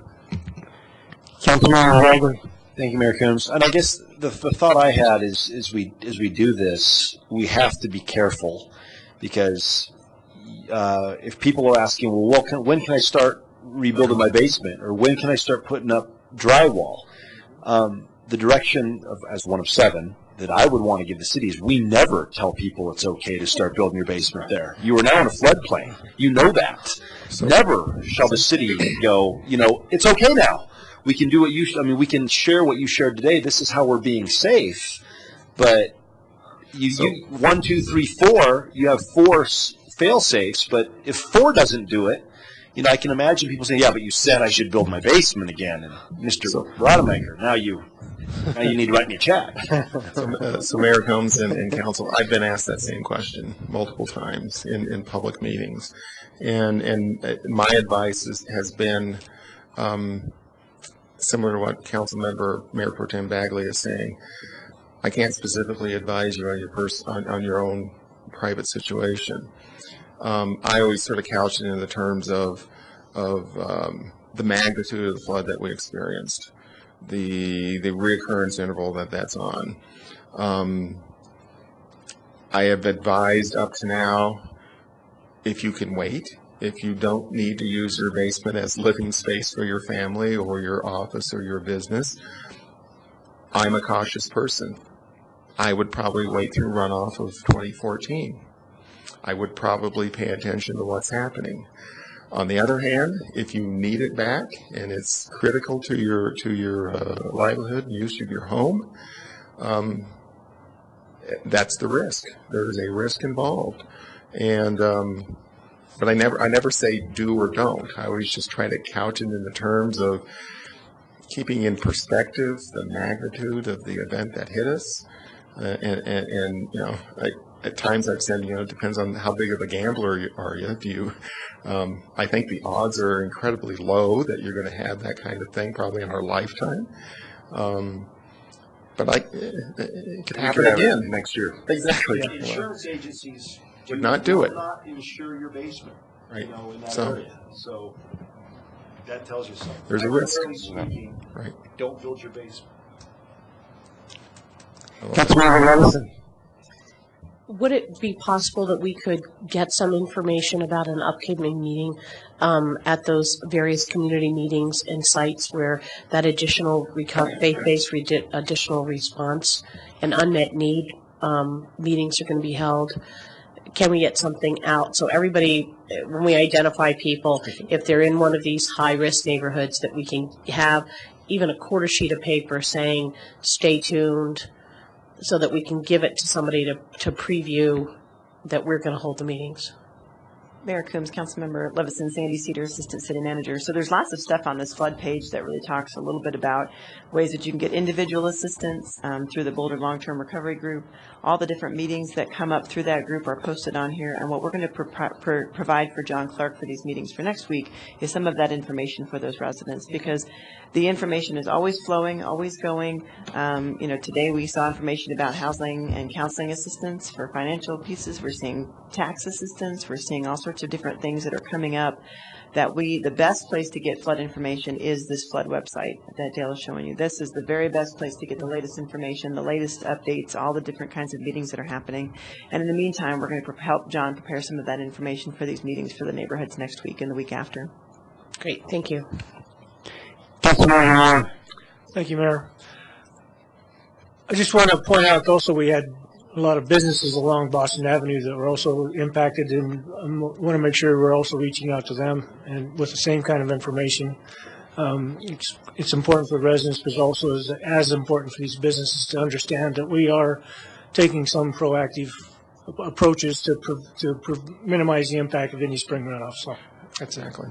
Our staff has been in contact with them, also based on the information we're getting on the CDBG DR economic development dollars.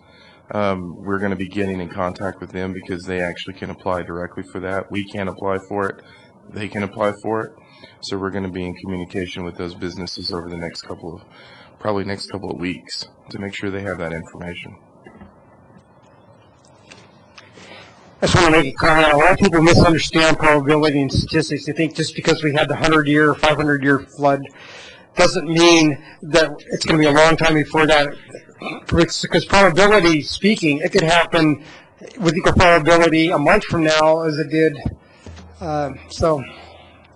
But a lot of people just don't quite understand that connection. So. Well, thank you. All right. Wasn't exactly brief, but I guess now, City Attorney, any comments? No comments, Mayor. This meeting is adjourned.